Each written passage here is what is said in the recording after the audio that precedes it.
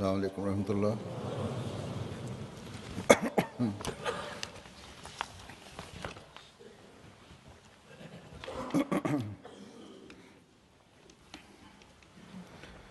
أشهد أن لا إله إلا الله وحده لا شريك له وأشهد أن محمدا عبده ورسوله أما بعد فأعوذ بالله من الشيطان الرجيم بسم الله الرحمن الرحيم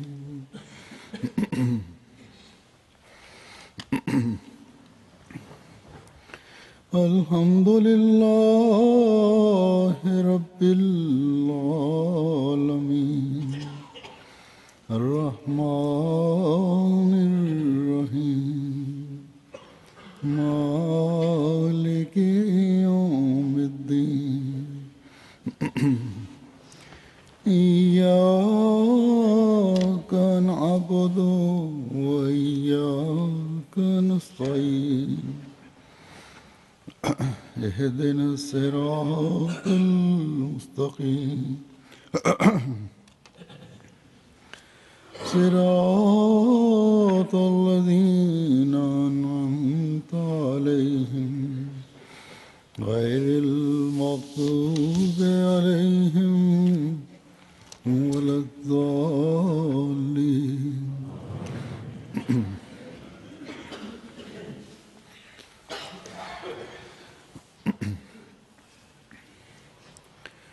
सूरह फातिहा एक ऐसी सूरत है La sourate Al-Fatiha est récitée dans chaque prière que nous accomplissons.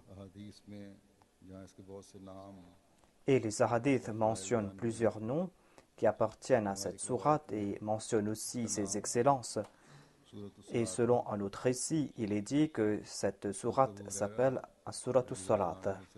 Hadrat Abu Huraira rapporte que le saint prophète Mohammed Mustafa sallallahu alayhi wa sallam a déclaré qu'Allah a déclaré que j'ai divisé cette sourate, c'est-à-dire la sourate Al-Fatiha, à moitié entre moi et mes serviteurs. C'est-à-dire la première moitié concerne les attributs de Dieu et l'autre moitié concerne les prières en faveur de ses serviteurs. Voilà donc l'importance de cette sourate. Une importance que tous ceux qui récitent cette sourate au cours de la prière doivent avoir en tête. C'est-à-dire que l'on doit méditer sur les attributs de Dieu, on doit profiter au maximum de ses attributs divins.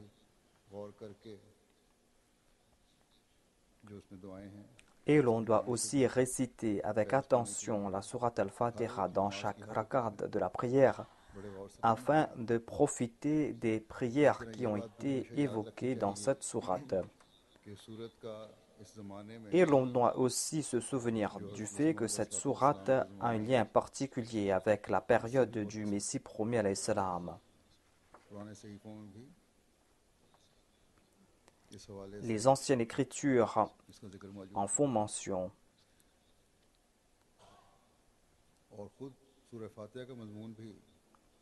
Et le sujet de la sourate Al-Fatiha évoque les faveurs de l'époque du Messie promis alayhi salam, comment acquérir ces faveurs et comment aussi éviter le mal et l'égarement qui allait se répandre à l'époque du Messie promis alayhi salam.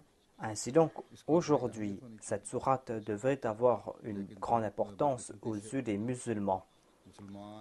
Mais malheureusement, les ulémas parmi les musulmans ont pris dans leur filet ces masses musulmanes et ils ont mis fin à leur aptitude à réfléchir. Cet état des choses est tel que les musulmans ne sont pas prêts à réfléchir à ce sujet. La majorité d'entre eux ne sont pas prêts à réfléchir à ce sujet.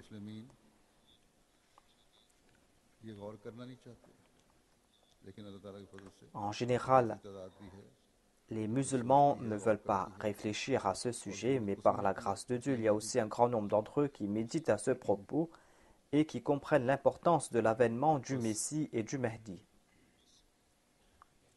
ये लोग जो मौलवी के हाथ चढ़े हुए हैं ये लोग ये मौलवी और ये नाम नहाद उलमा Les mollahs et ces soi-disant ulémas sir sont en train de mener ces masses musulmanes vers le mal et vers l'égarement. दर्दमंद दिल रखने वाला मुसलमान इस बात का इजहार Tout करता है musulman qui ressent cette grande peine en voyant le mal, le shirk, l'égarement gagner du terrain, नजर आ रही है et il constate que cela est en train de se répandre अल्लाह ताला partout. की किसी खास बंदे की जरूरत है Et il comprend qu'on a besoin d'un serviteur de Dieu pour éloigner ces maux. है इनमें तो फिर तलाश भी करना Ces चाहिए musulmans ressentent cette douleur. कि वो बंदा Et कहीं s'ils ressentent cette douleur, ils doivent aussi chercher ce serviteur de Dieu. अल्लाह ताला का वो खास Il बंदा se peut que ce serviteur soit déjà là. लेकिन अक्सरियत Certainement, ce serviteur choisi de Dieu est déjà là. Mais la majorité, comme je l'ai dit, sont en train de suivre les ulémas et ils ne sont pas prêts de l'accepter, ou par peur, ils ne sont pas prêts de l'accepter.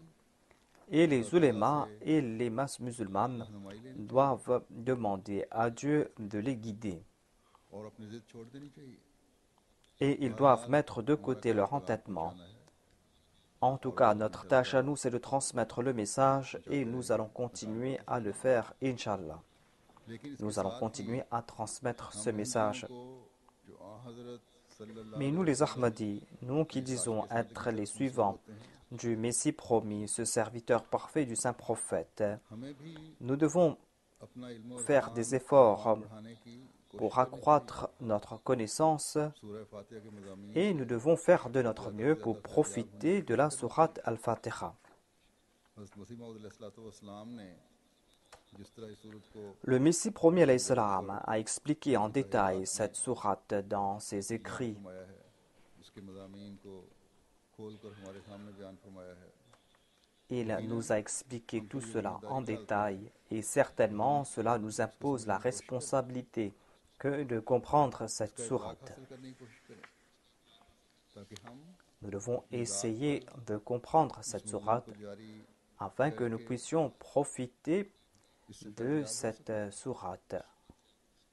इस वक्त मैं हज़रत मसीह मौऊद अलैहिस्सलातु वस्सलाम के अल्फाज में Aujourd'hui, à la lumière des propos du Messie premier alayhi salam, je vais expliquer दूसरी आयत ce deuxième verset de la sourate Al-Fatiha. आयत है Après Bismillahirrahmanirrahim, il y a le verset Alhamdulillahi Rabbil Alamin. आपने इस Je vais présenter les écrits du Messie premier alayhi salam à ce sujet. सुमोए हुए मुख्तलिफ मज़ामीन Il a expliqué sous différents angles les différents sujets qui ont été mentionnés dans ce verset. मैंने लिए हैं ये आप अलैहिस्सलाम के इस आयत के बारे में J'ai चंद पहलू हैं pris quelques paroles du Messie premier alayhi salam आपके इल्मी dans lesquelles il a évoqué quelques aspects de ce verset. Et tout cela se trouve dans le trésor du Messie premier alayhi salam. बेशुमार और हवाले Et il a mentionné ces aspects, mais il y a aussi d'autres commentaires qu'il a fait à propos de ce verset. इल्म इरफान बढ़ता है लेकिन Certainement, l'on progresse dans sa connaissance en entendant cela इसके गहरे ou en lisant cela, mais on ne pourra pas comprendre tous ces sens en écoutant cela une seule fois ou en lisant cela une seule fois. Ni n'est-il possible de transmettre tout cela d'une seule fois. Pour comprendre tout cela, l'on doit faire aussi ses études personnelles. Et c'est là que nous allons comprendre le sens de ces trésors rapportés par l'imam de l'époque. इस्तेफादा कर सकेंगे Et c'est là aussi que l'on pourra en profiter. रब्बिल आलमीन की मुख्तसर वजाहत En expliquant le verset Alhamdulillahi Rabbil Alamin, le Messie premier alayhi salam déclare तमाम मोहम्मद इस ज़ात Alhamdulillah, toutes les louanges appartiennent à l'être suprême, le seul digne d'adoration, celui qui réunit en lui tous les attributs parfaits, तमाम जो हमद है तारीफ है c'est-à-dire toutes les louanges appartiennent à cet être suprême. जो तमाम सिफात के जिसमें तमाम Il est सिफात जमा celui qui réunit en lui tous les attributs अल्लाह ताला ही parfaits. है जिसमें इन सिफात का ये सिफात Et कामिल seul तौर Dieu पर पाई जा सकती possède ces attributs. फरमाया Seul lui possède ces attributs à la perfection. कामला को साबित है जिसका नाम अल्लाह है Le Messie premier alayhi salam déclare que c'est lui qui réunit tous les attributs parfaits et son nom est Allah. Dans l'idiome du Saint-Coran, Allah est le nom de l'être suprême, le seul digne d'adoration, celui qui possède tous les attributs parfaits et celui qui ne souffre d'aucune imperfection. मजमूआ है और तमाम Il possède tous les attributs parfaits et il ne souffre d'aucune imperfection. उनसे वो पाक है Il ne souffre d'aucune lacune. Il est sans associé et il est source de toute munificence. क्योंकि खुदा Toutes ces munificences viennent de lui. में पाक Dans son livre saint, Dieu a décrit son nom comme Allah. नाम अल्लाह को तमाम दूसरे अस्मा व सिफात का Et c'est un titre intrinsèque qui englobe tous les attributs et toutes les vertus des autres noms. उसमें Le nom Allah तमाम सिफात जो दूसरी हैं englobe tous les autres attributs. अल्लाह के नाम में सिर्फ एक अल्लाह का नाम में अल्लाह ताला की जितनी भी मौजूदा सिफात हैं Dans le nom Allah, वो पाई जाती on trouve mention de tous ces attributs divins qui sont évoqués ailleurs. हैं इसम को ये रुतबा नहीं दिया Ce statut n'a été accordé à aucun autre nom. तामा Ainsi donc, le terme Allah comporte tous ces attributs parfaits. इन तमाम Ce nom Allah englobe tous ces attributs parfaits qui ont été évoqués, और चूंकि वो जमी अस्मा और des attributs qui s'appliquent à Dieu. इसलिए इसका मफहूम ये हुआ Ainsi donc, cela signifie मुश्तमिल है que Dieu possède ces attributs parfaits et le nom Allah तमाम सिफात जो हैं मुकम्मल तौर पर englobe en tous les attributs à la perfection. मतलब अल्हम्दुलिल्लाह का ये निकला फरमाया कि खुलासा मतलब Ainsi अल्हम्दुलिल्लाह donc, का ये निकला Alhamdulillah signifie notamment que toutes les louanges connues ou inconnues, बाएतबार बातिन के और des louanges qui ont trait à la perfection personnelle क्या बाएतबार ou avec des merveilles naturelles, toutes ces louanges appartiennent à Allah. और Et ce privilège lui est exclusif.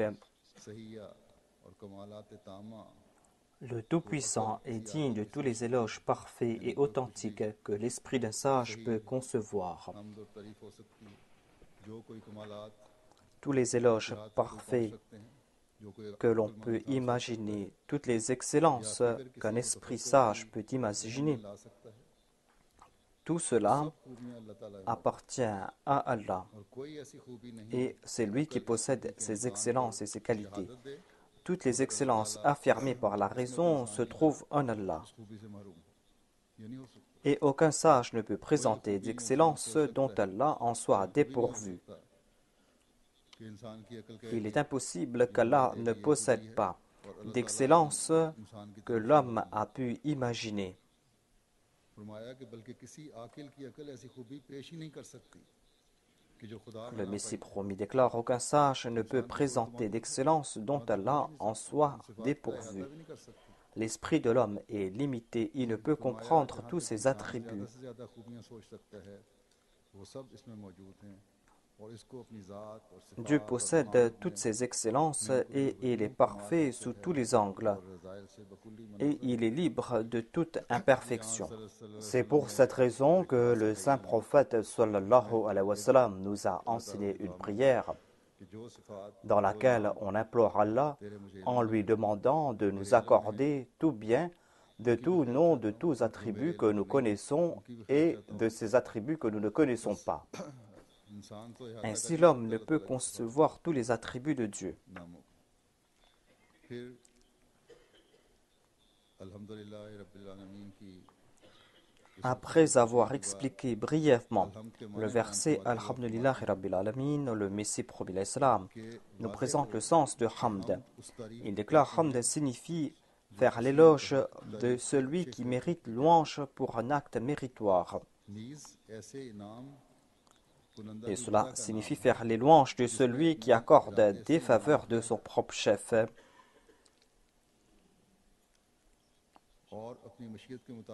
Celui qui accorde ses faveurs de son bon vouloir. Celui qui est digne de louange et celui qui est la source de ses faveurs. On fait les éloges de celui qui a accordé ses faveurs en toute connaissance de cause.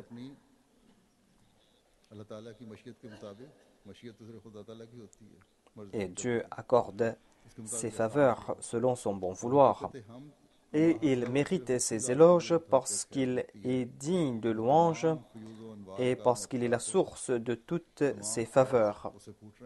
Il accorde toutes ses faveurs en toute connaissance de cause. Il ne le fait pas inconsciemment ou parce qu'il est contraint de le faire. C'est en toute connaissance de cause qu'il accorde ses faveurs. Il ne le fait pas inconsciemment ou par contrainte. Ce sens de hamd s'applique uniquement à Dieu. C'est lui le muhsin, c'est lui qui accorde ses faveurs. Il est digne de toutes les louanges ici-bas et dans l'au-delà. Et il est la destination de toutes ces louanges que l'on prononce en faveur des autres. C'est-à-dire, si on fait les éloges de quelqu'un d'autre que Dieu, ces éloges retournent toujours vers Dieu. C'est Dieu qui est la cause de ces éloges. On fait les éloges de quelqu'un d'autre que Dieu en raison des qualités que Dieu lui a accordées.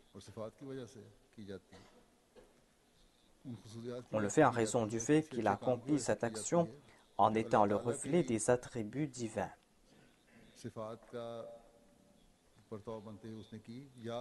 Ou parce que la Rahmaniya de Dieu, ou parce que la Rahimiya de Dieu a eu de l'effet sur lui, et c'est là que cette personne a été apte à aider quelqu'un d'autre, et c'est là que cette personne a mérité les louanges des autres. Ainsi, la base de toutes ces actions dépend de l'opportunité que Dieu nous a accordée. C'est pour cette raison qu'en fin de compte, tous les éloges retournent vers Dieu.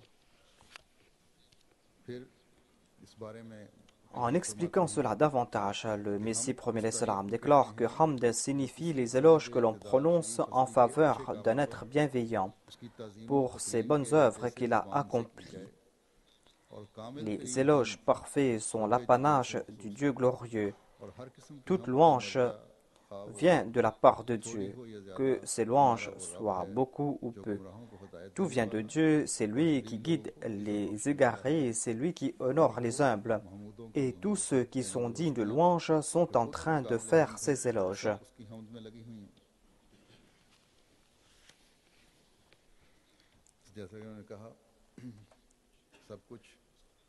Comme je l'ai dit, tous les éloges retournent vers Dieu. Le Messie premier salam déclare qu'il est celui qui guide les égarés. Lorsqu'il guide un égaré, celui qui a été guidé va faire les éloges de Dieu. Il va se prosterner devant Dieu. Ceux qui sont méprisés en ce bas monde seront honorés par Dieu. Les ennemis des prophètes ont toujours agi ainsi. Ils ont dit que les suivants des prophètes sont des gens méprisables. Mais Allah change la situation plus tard et même Pharaon commence à mendier pour sa vie.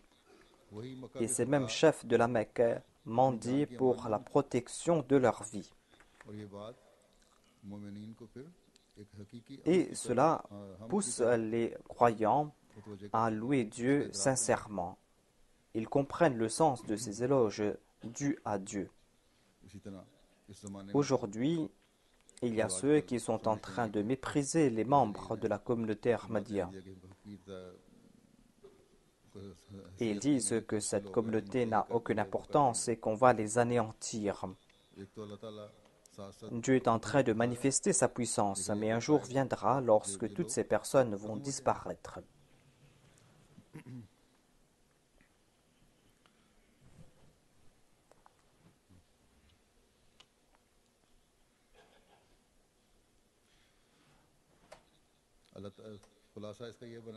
Le résumé de ce que le Messie premier salam a déclaré est que Dieu a donné une indication qu'il est celui qui est digne de louanges parfaites et c'est celui qui fait les éloges parfaits. Ce sont les louanges de Dieu qui sont la source de tout honneur. Il incombe à un croyant de comprendre cela afin de jouir de la protection de Dieu. Pourquoi le Saint-Coran débute avec le mot Hamd? Le Messie premier alayhi salam nous explique la sagesse derrière cela. Il déclare « Dieu a ouvert son livre avec le mot Hamd qui signifie glorification et n'a pas mentionné shukr, gratitude ou madah, éloge. Car le mot Hamd comprend les deux sens et le mot Hamd leur sert de substitut. Mais ce mot Hamd comprend aussi la réforme, l'embellissement et la beauté. Ces sens sont accentués dans le mot Hamd. On y trouve de la beauté, de la réforme et l'embellissement. Car les mécréants louaient leurs idoles à outrance et sans aucune justification et préféraient utiliser le mot Hamd pour leurs idoles. Ils croyaient que ces faux dieux étaient source de toute faveur et qu'ils étaient des plus généreux. Et ainsi, leurs femmes, lorsqu'elles étaient en deuil, rivalisaient de vantardises en évoquant les faits d'armes de leur mort sur le champ de bataille. Lors des banquets, elles faisaient les éloges de leur mort comme on aurait dû faire les éloges de Dieu, celui qui est le razik, celui qui est le garant de la protection, celui qui est le pourvoyeur. Ainsi donc, Alhamdulillah est une réfutation à ceux qui associent des partenaires à Dieu. C'est un conseil pour ceux qui font usage de leur jugement. En ces paroles, Dieu reproche les idolâtres, les juifs et les chrétiens. Et il reproche aussi ceux qui lui associent des partenaires, en disant « Ô vous les polythéistes, pourquoi êtes-vous en train de glorifier vos faux dieux? Pourquoi êtes-vous en train de glorifier à outrance vos ancêtres? Sont-ils vos dieux? Vous ont-ils nourri, vous et vos enfants? Ou est-ce qu'ils ont pitié de vous? Ou est-ce qu'ils enlèvent vos malheurs? Est-ce qu'ils enlèvent ou arrêtent vos afflictions? Ou est-ce qu'ils préservent le bien qui vous a été accordé? Ou est-ce qu'ils vous débarrassent de vos maux? Ou est-ce qu'ils vous accordent la guérison? Est-ce qu'ils sont les maîtres du jour de la rétribution? Non, certainement non. C'est notre Dieu qui accorde la joie. C'est lui qui guide. Et c'est lui qui exauce les prières. Et c'est lui aussi qui vous libère de vos ennemis en ayant pitié de vous. Et c'est lui qui s'occupe de vous. Et Allah récompense certainement les justes.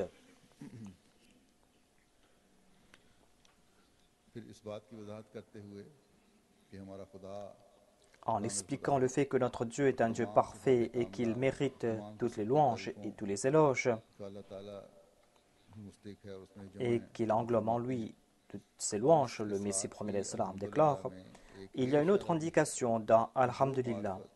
Celui qui a été détruit en ignorant les attributs de Dieu, celui qui a été détruit en raison du fait qu'il a ignoré les attributs de Dieu, ou en raison de ses mauvaises actions, ou en attribuant un autre Dieu à Allah, sachez que cette personne sera détruite parce qu'elle a nié les excellences de Dieu, ou parce qu'elle n'a pas médité sur les merveilles de Dieu. Cette personne sera détruite à l'instar de ceux qui rendent culte au mensonge. Ces personnes n'ont pas essayé de comprendre les excellences de Dieu. C'est pour cette raison qu'elles ont été détruites. Elles ont pris un autre Dieu à la place de Dieu. Ces personnes ont attribué les excellences de Dieu à quelqu'un d'autre. Ces personnes n'ont pas compris les excellences et la gloire de Dieu.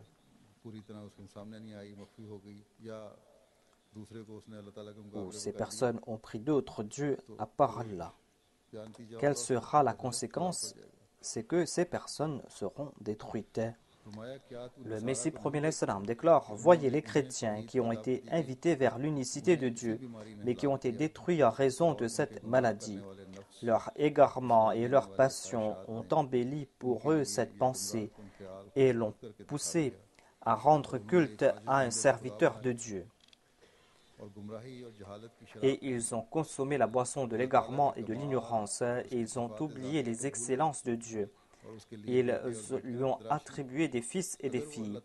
S'ils avaient analysé les attributs de Dieu ainsi que ses excellences, ils ne se seraient pas fourvoyés et ne seraient pas détruits. Dieu donne une indication ici à ce sujet.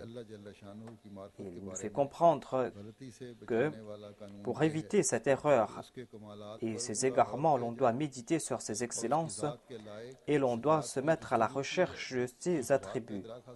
On doit essayer de comprendre ses attributs et l'on doit se remémorer de ses attributs. Car ces attributs sont supérieurs à tout cadeau matériel et sont plus avantageux que toute aide. Et nous devons méditer sur ces attributs qu'il manifeste, sa puissance, son pouvoir, sa munificence. On doit comprendre cela et l'on ne doit pas négliger cela. On doit comprendre que la providence vient de la part de Dieu. La Rahmaniya appartient à Dieu et la Rahimiya vient de Dieu. Et le jour de la rétribution, la souveraineté lui appartiendra. Ainsi, ne niez pas l'obéissance qui lui est due et soyez soumis à lui. Ce verset indique aussi que Dieu est exempt de toute faiblesse et aucun autre attribut va remplacer un autre attribut et qu'il n'y aurait pas de changement dans son statut. C'est-à-dire qu'il ne peut y avoir de défaut en Dieu. Dieu possède les excellences, il ne peut y avoir de manquement et de progrès en Dieu. Au contraire, du début à la fin, Dieu est digne de louange. Et celui qui dira le contraire va répudier la vérité et fera partie des mécréants. Ainsi, Dieu est exempt de faiblesse. Quant à ceux qui ne comprennent pas les attributs de Dieu, ces personnes tombent dans le gouffre de la destruction. Les peuples anciens ont été détruits parce qu'ils n'ont pas reconnu les attributs de Dieu et parce qu'ils sont tombés dans le polythéisme, ou même s'ils les ont reconnus, ils les ont oubliés.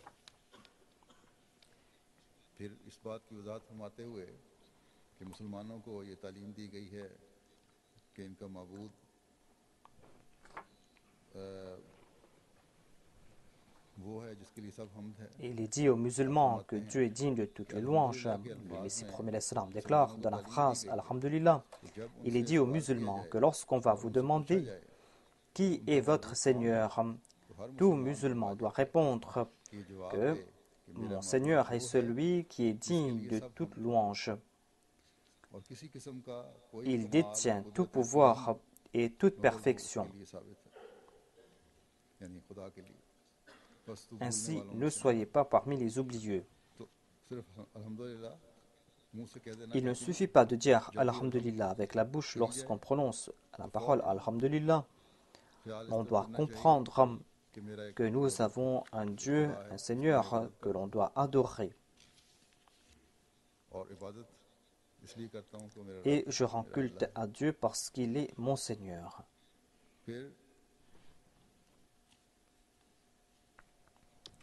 Le Messie premier l'Islam déclare que cette sourate débute avec Alhamdulillah dans le sens est que toute louange et tout éloge sont dus à celui dont le nom est Allah.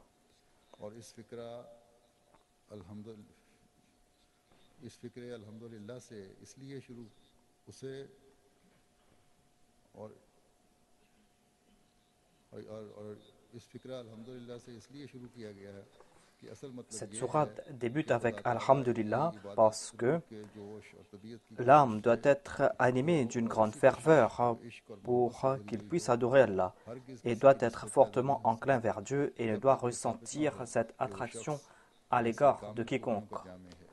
Mais cela ne peut être établi tant qu'on n'a pas prouvé que Dieu possède les excellences les plus sublimes pour que les cœurs le louent spontanément. Il y a deux types de louanges, les louanges en raison de la beauté parfaite et les louanges en raison de la bienfaisance parfaite.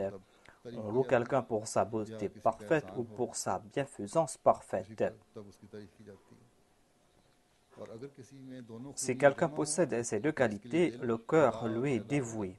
Le but du Saint-Coran est de faire comprendre à celui qui cherche la vérité que Dieu possède ces deux qualités. Il possède ces deux qualités afin qu'il soit exemplaire et afin que l'humanité soit attirée vers ce Dieu unique, afin que l'âme le vénère. Cette sourate nous informe cela dès le début. Le Dieu vers lequel le Saint-Coran nous attire possède ces qualités. C'est pour cette raison que cette sourate débute avec Alhamdulillah. Le sens est que toutes les louanges sont dues à celui dont le nom est Allah.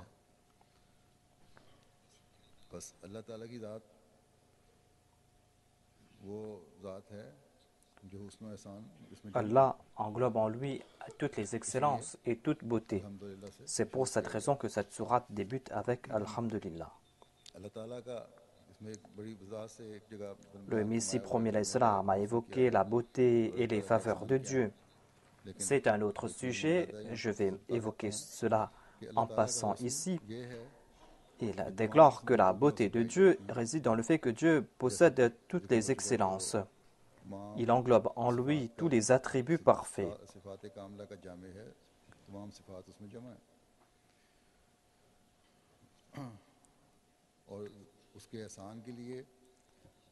Et le Messie premier l'Islam a évoqué 4 principes des faveurs de Dieu. Je vais mentionner cela ici. La première faveur qui a été évoquée est que Dieu est le Rabb. Il est celui qui a créé et celui qui a développé et a parfait sa création jusqu'à sa perfection. La deuxième excellence est que Dieu possède l'attribut Rahman ou la Rahimiyya. Ainsi, il a accordé à tout être créé des aptitudes et a aussi créé des moyens pour sa subsistance. Et l'homme a reçu la majeure partie de ces qualités. Ensuite, la troisième excellence est la Rahimiyya de Dieu, c'est-à-dire qu'il exauce les prières et les bonnes œuvres et il protège des malheurs et des difficultés et qu'il récompense aussi. Ensuite, il y a la Malikiyya du Yawmiddin. Et en vertu de cette qualité, Dieu accorde des faveurs à qui il veut et autant qu'il veut. Il fait fructifier les actions. Et tout cela dépend de la grâce de Dieu.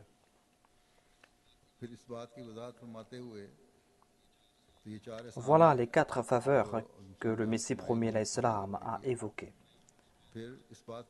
Ensuite, le Messie premier l'Islam nous fait comprendre que dans Rabbul Alamin, il y a cette indication qu'après toute période d'égarement, il y a une période de direction. Le Messie premier l'Islam déclare qu'Allah, qu'il soit loué, a déclaré qu'il est le Rabbul Alamin et il y a une indication ici qu'il est celui qui a tout créé. Tout ce qui est dans les cieux et sur terre vient de lui. Et tous ceux qui sont guidés ou tous ceux qui sont égarés, tous ces groupes font partie des Ahlamin. Des fois, l'égarement, l'incroyance, la perversion et l'injustice sont en hausse jusqu'à ce que la terre soit remplie d'iniquité et de mal. Et les gens abandonnent la voie de Dieu. Ces derniers ne comprennent pas le sens de la bouddhia, ne s'acquittent pas de leur devoir envers les hommes, ni ne s'acquittent-ils de leur devoir envers Dieu. Ils ne comprennent pas leur devoir envers les hommes, ni envers Dieu. Cette période est comme une nuit obscure, et la foi est complètement écrasée sous cette nuit noire. Ensuite, Allah donne naissance à un autre alam, un autre monde, et cette terre est remplacée par une autre terre. Et un nouveau décret descend du ciel, et les hommes sont accordés les cœurs pour percevoir cette grâce de Dieu, et les langues éloquentes pour rendre grâce à Allah pour ses bienfaits. Ils reçoivent ces langues éloquentes pour rendre grâce à Dieu. Puis ils se font humbles comme les chemins fréquentés devant Dieu. Et ils courent vers Dieu avec crainte et espoir. Et ils ont les yeux baissés avec modestie. Et leurs visages sont tournés vers celui qui fournit leurs besoins. Et ils font preuve d'une grande détermination dans leur soumission, une détermination qui abat les sommets. Ici, le Messie premier l'Islam a déclaré que Dieu va donner naissance à un autre monde, à une autre terre. Le Messie premier l'Islam avait vu une vision dans laquelle il a dit qu'il a créé une nouvelle terre et un nouveau ciel. Et il a dit, maintenant je vais créer les hommes. Les mollahs ont fait beaucoup de bruit à ce sujet. Ils ont dit, voilà, il s'est dit Dieu. Le Messie premier l'Islam a dit que je ne dis pas que je suis Dieu, mais par mon entremise, Dieu va apporter ces changements comme si on a créé une nouvelle terre, un nouveau ciel. Et l'on va créer de véritables êtres humains. Ceux qui vont adorer Dieu sincèrement, ceux qui vont s'acquitter de leurs devoirs envers les hommes, ceux qui vont s'acquitter aussi de leurs devoirs envers Dieu et qui vont reconnaître Dieu. Le Messie premier l'Islam déclare que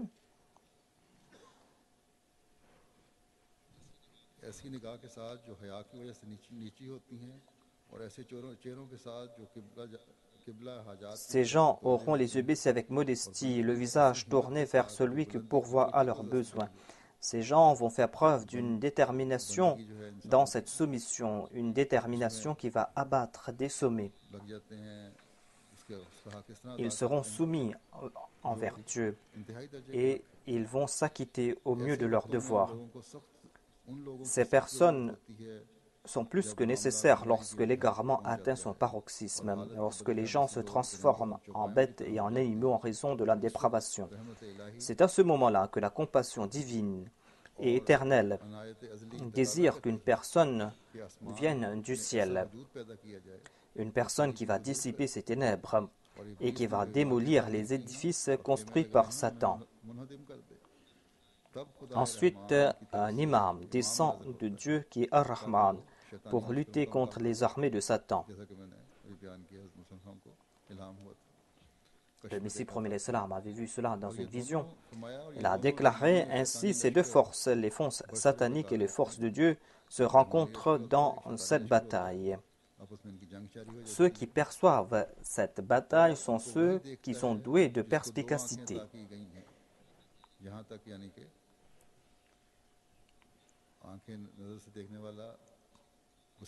Ceux qui vont percevoir cela sont ceux qui sont doués de perspicacité. Ce sont des gens qui s'acquittent de leurs devoirs envers Dieu, ce sont des gens qui ont reconnu la Raboubia de Dieu. Ensuite, on enchaîne le mensonge et son mirage disparaît. C'est l'imam qui domine l'ennemi et il apporte son soutien à ceux qui sont guidés. Et il soulève en l'air la bannière de la direction et ravive les rassemblements où l'on célèbre la piété. C'est-à-dire, ces gens-là passent leur temps dans la piété et ils se réunissent pour se souvenir de Dieu. Ils passent le temps dans l'adoration de Dieu. Ils évoquent les attributs de Dieu. Le Messie premier l'Islam déclare que les gens vont comprendre qu'il a réussi à capturer les chefs de l'incrédulité et qu'il les a enchaînés, qu'il a rassemblé les bêtes du mensonge et a enchaîné leurs coups et a détruit les édifices de l'innovation et a démantelé leurs dômes et qu'il a consolidé le mot de la foi et qu'il a renforcé son organisation et a renforcé l'empire des cieux et il a scellé toutes les brèches.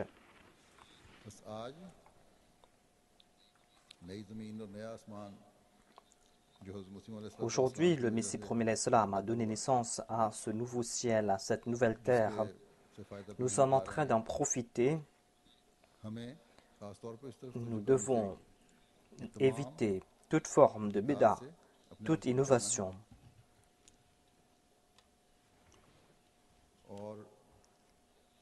Et nous devons renforcer notre foi.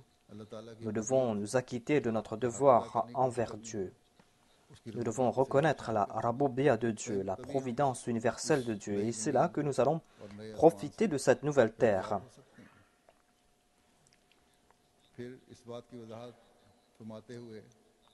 Quand le serviteur de Dieu reconnaît son Rabb, son Créateur, lorsqu'il essaye de lui rendre culte, lorsqu'il s'acquitte de ses devoirs envers lui, c'est là qu'il se distingue des autres. Le Messie promis à l'Islam a expliqué cela. Il déclare Allah le plus saint a indiqué dans le terme Rabbul Alamin qu'il est le créateur de toutes choses et qu'il est loué hautement dans les cieux et sur terre et que sa louange est célébrée en permanence par ses serviteurs qui sont occupés avec son souvenir. Il n'y a pas une chose mais qui célèbre sa louange et qui le glorifie tout le temps. Et lorsque l'un de ses serviteurs se débarrasse de ses propres désirs et se détourne de ses passions et se consacre entièrement à Dieu, lorsqu'il reconnaît son Seigneur, celui qui l'a nourri, qui lui a accordé ses faveurs, il le glorifie tout le temps et l'aime de tout son cœur. Il aime de chaque particule de son être. Et c'est là que cette personne devient un monde dans un monde. Le Messie premier alayhi salam nous a expliqué cela. Il a déclaré un exemple de cela et le monde dans lequel le saint prophète Mohammed lui a été envoyé. Ensuite, il a cité l'exemple de sa période où Dieu a eu pitié de ceux qui l'ont imploré. Et Dieu a donné naissance à un autre groupe, les suivants du Messie et du Mahdi. Puisque nous nous sommes liés avec celui qui a été envoyé par le Rabbul Alamin, afin de faire partie de ce monde, nous devons consacrer toute notre attention vers Dieu. Nous devons nous efforcer en ce sens, afin que nous puissions profiter des faveurs du Rabbul Alamin.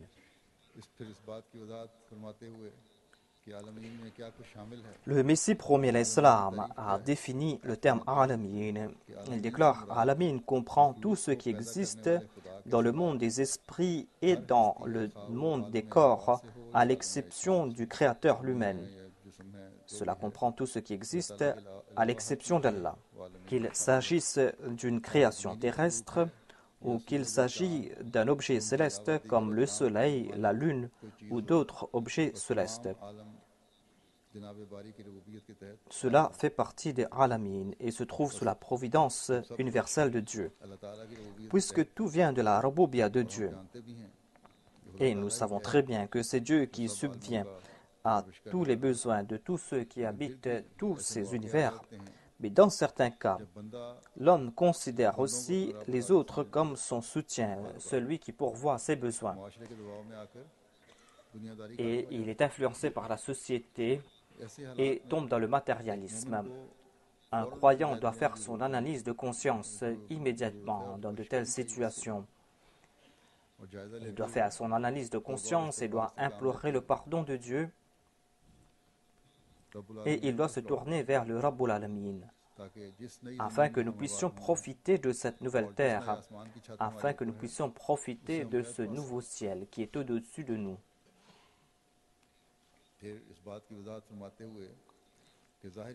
Le Messie premier l'Islam nous explique aussi que Dieu subvient aux besoins physiques et spirituels. Il déclare Dieu est le Seigneur de l'univers tout entier. Il est le Rabbul Alamin, le Seigneur de l'univers. Et comme il a fourni les moyens matériels pour les besoins physiques, pour toutes ces créatures, sans aucune discrimination, il a fourni par exemple les céréales, il a fourni l'air, l'eau et toutes choses comme la lumière. Il a créé tout cela pour toutes ces créatures.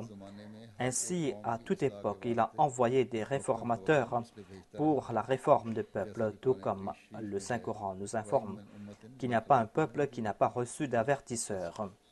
Il les a envoyés dans le passé et il l'a envoyé aussi à notre époque. Le Messie premier à l'Islam nous explique que les faveurs de Dieu ne se limitent pas à un peuple en particulier. Il déclare dans le Saint-Coran, la sourate Al-Fatiha commence avec Alhamdulillahi Rabbil Alamin, ce qui signifie que tous les attributs sacrés et parfaits sont l'exclusivité d'Allah. Il est le Seigneur pourvoyeur de l'univers.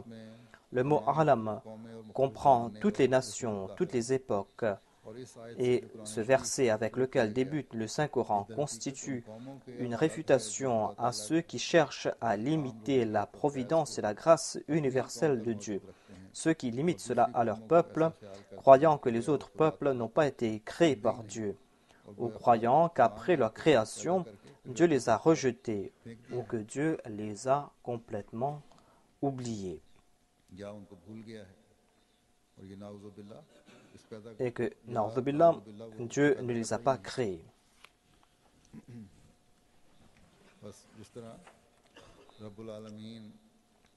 Ainsi, Dieu est le Rabbul Alamin, il pourvoit aux besoins physiques de l'homme et il pourvoit aussi à ses besoins spirituels. Voilà le sens de la Raboubiyya. Celui qui rejette cela est en train de rejeter la Raboubiyya de Dieu.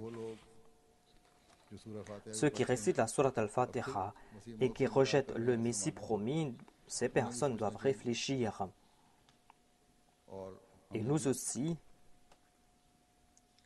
après avoir prêté allégeance aux mains du Messie promis l'Islam, nous devons progresser dans notre spiritualité et dans notre taqwa. Le Messie promis l'Islam déclare qu'il y a une autre indication dans le Muhammad et ce qu'Allah, le glorifié, a déclaré « Ô mes serviteurs, reconnais-moi par mes attributs et reconnais-moi à travers mes qualités. Je ne souffre d'aucun défaut, d'aucune lacune. Non, Mohammed dépasse de très loin les louanges les plus élevées prononcées par ceux qui me louent. Et tu ne trouveras pas dans les cieux ou sur terre un attribut qui est louable et que je ne possède pas. Si vous essayez de compter mes excellences, vous ne seriez pas en mesure de les dénombrer. Même si vous vous éreintez à cette tâche, vous pouvez étudier ces attributs comme bon il vous semble.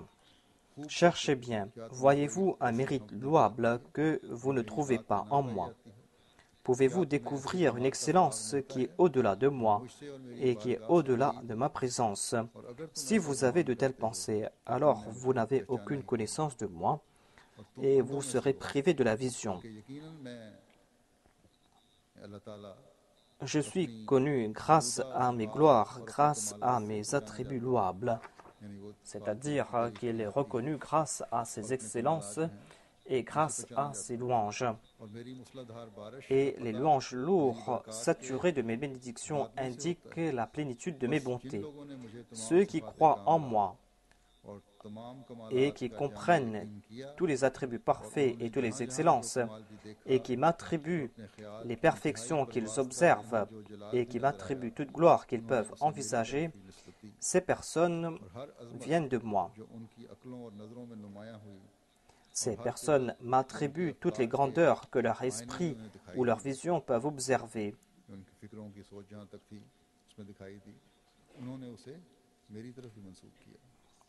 Voilà en effet ces personnes qui marchent sur les voies qui mènent à la véritable reconnaissance de moi. Ces personnes ont compris la vérité et auront du succès. Cherchez avec ardeur les attributs d'Allah, le glorieux. Méditez sur ces attributs comme des grands penseurs.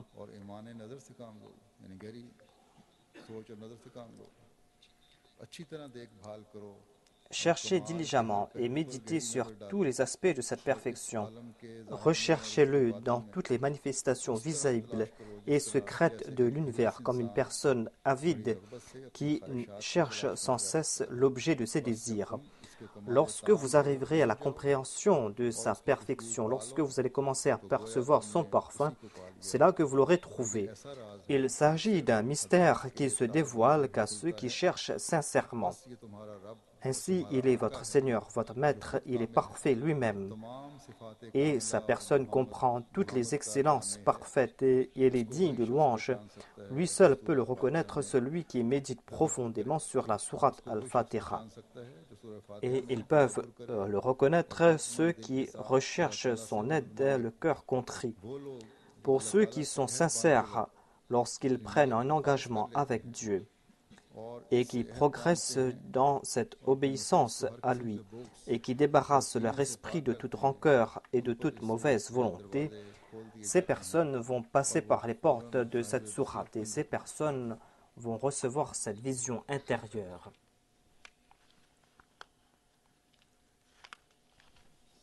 बस जैसा कि मैंने पहले भी जिक्र किया है हज़रत मसीह मौऊद अलैहिस्सलाम की बैत में आकर Nous avons prêté allégeance aux mains du Messie premier l'Islam et voilà l'objectif que nous allons devoir atteindre. Nous devons faire des efforts en ce sens et nous devons méditer sur la sourate Al-Fatiha. Nous devons méditer aussi sur le Saint-Coran et l'on pourra le faire lorsqu'on va suivre les principes énoncés par le Messie promis à l'Islam. Qu'à la fin que nous puissions comprendre cela et que selon ses désirs et ses attentes, nous puissions comprendre les attributs de Dieu et faire en sorte que ces préceptes fassent partie intégrante de notre vie. Après la prière de Juma, je vais diriger la prière funéraire de deux personnes. Il y aura la prière funéraire de Madame Fateh Begum Sahiba, épouse de feu Maulana Ahmad Khan Nassim, qui était l'additionnel Nazim Islaouishad de Rabwa. Mukarram Ahmad Khan Nassim est décédé depuis longtemps. Son épouse est décédée le 4 février. Inna lillahi wa inna ilayhi rajiun. C'était une dame très pieuse qui passait son temps dans la prière, qui était régulière dans ses prières et dans sa prière de Tahajjud. C'était une dame très sincère. Elle lisait avec une grande régularité le Saint-Coran. Maulana Ahmad Khan Nassim était l'additionnel Nazim Islaouishad et il s'occupait des jamaat qui se trouvent dans les campagnes ou dans les provinces. Et les Ahmadis de la région de Jang ou de Sargoda visitaient souvent sa maison lorsqu'ils venaient à Rabwa. Et le Maulana Ahmad Khan Nassim les accueillait chez lui. Son fils a écrit que des fois, il y avait une délégation de 50 personnes qui venaient chez nous. Et le Maulana Ahmad Khan Nassim s'occupait de ces personnes sans se plaindre. Ces visiteurs venaient de ces villages et venaient chez lui sans prévenir, mais lui, il préparait des repas chauds. Jamais il ne s'est plaint de cela. Et après le décès de Maulvi Ahmad Khan Nassim, cette relation a perduré et les gens venaient chez lui comme dans le passé. Cette dame s'occupait très bien des pauvres. Jamais elle n'a pris quelque chose de ses enfants, mais disait à ses enfants d'aider les pauvres. Tout ce qu'elle possédait, elle distribuait aux pauvres et aux nécessiteux.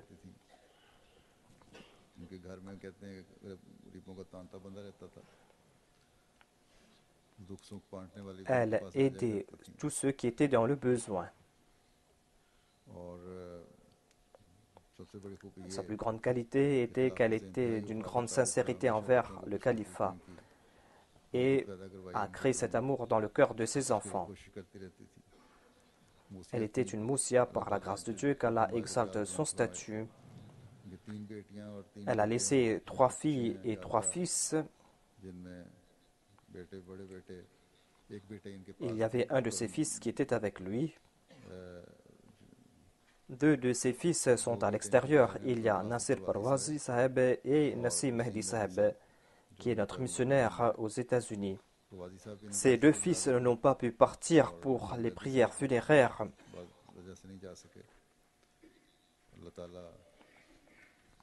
Qu'Allah leur accorde patience et persévérance. Certainement, les prières de Maulana Nassim Mahdi ont agi en sa faveur. Qu'Allah fasse qu'il en profite à l'avenir. Ensuite, il y aura la prière funéraire de Hakim Bibi Sahiba, qui était l'épouse de Maulvi Ghulam Rasoul Sahib, Moualim de la Islah-ul-Irshad du Pakistan. Elle est décédée le 9 février dernier et elle avait presque 100 ans. Inna lillahi wa inna ilayhi raji'un. C'était une dame très pieuse qui passait son temps dans la prière, qui avait une confiance parfaite en Dieu. Et en dépit de grandes difficultés financières, elle a toujours soutenu son mari.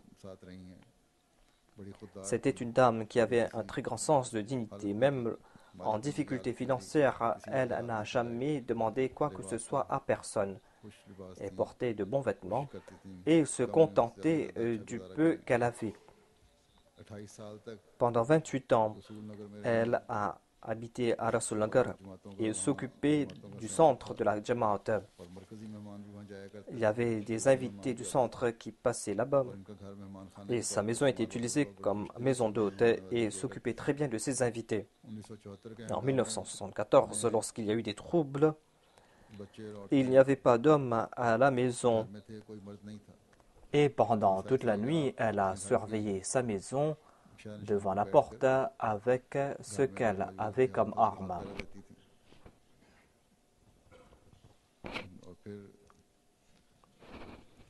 Et elle avait un très grand sens de l'honneur pour la foi, pour la Jamaat. Au cours de ces troubles, certaines personnes leur ont conseillé d'enlever le panneau sur lequel était écrit « Bibliothèque Ahmadiyya ». Sur ce panneau, il y avait aussi des écrits du Messie promis alayhi salam. Elle a répondu que nous allons laisser cela, nous n'allons pas enlever ce panneau par peur de quelqu'un. Elle a été sadar de la Lajna Imaïla de 1947 jusqu'en 1975. Elle a enseigné le Saint-Coran aux enfants Ahmadis et non Ahmadis. Elle était fidèle envers la Jamaat et envers le califat.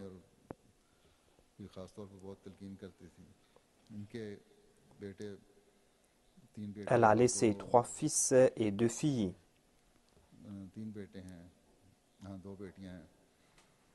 Un de ses fils est un Waqf Zindagi, c'est M. Mubarak Ahmad Zafar, qui est l'additionnel Wakil al-Mal à Londres. Son deuxième fils est Mubashir Ahmad Zafar, qui a lui aussi dédié sa vie pour la cause de la Jamaat. Qu'Allah leur accorde patience et persévérance. Qu'Allah exalte le statut de la défunte. Après la prière de Jumu'ah, je vais diriger leur prière funéraire.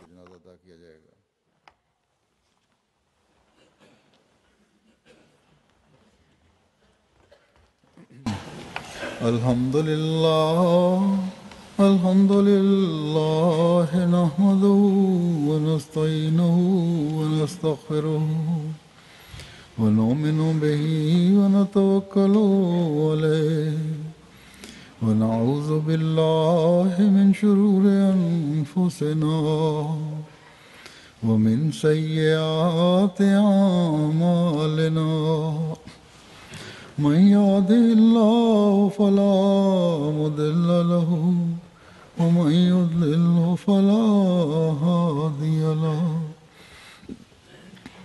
ونشهد أن لا إله إلا الله ونشهد أن محمدا عبده ورسوله عباد الله رحمكم الله إن الله يأمر بالعدل والإحسان وإيتاء ذي القربى وينهى عن الفحشاء والمنكر والبغي يعظكم لعلكم تذكرون اذكروا الله يذكركم وادعوه يستجب لكم ولذكر الله أكبر.